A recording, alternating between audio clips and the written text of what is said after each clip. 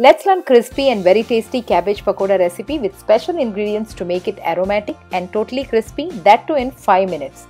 Hey guys, welcome back to Mano Cooks and let's get started. For this, I am taking 2 cups of finely chopped cabbage. Make sure that you chop them into really thin strips as you see.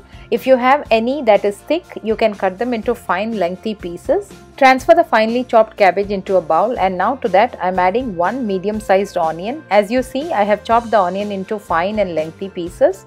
Now to this add 1 tablespoon finely chopped ginger. You can add crushed or grated ginger as well. Add finely chopped green chilli. I have added 5 to 6. You can adjust according to your spice level. Generous amount of fresh coriander leaves chopped finely. Now to this add carom seeds or ajwain.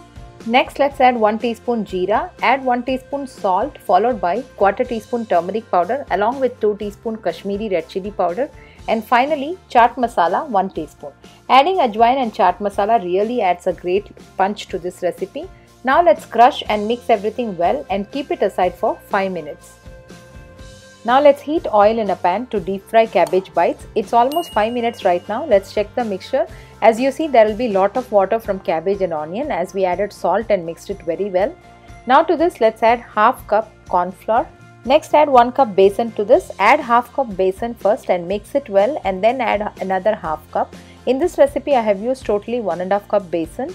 We are not going to add any water here, just the water from the cabbage and the onion is more than enough to make this crispy pakoda. Mix it well without adding water, and now finally to this add 1 teaspoon hot oil and carefully mix it in. Now check if the oil is hot, and to the hot oil take small portion of the pakoda mix and drop them as small bite-sized rough shapes.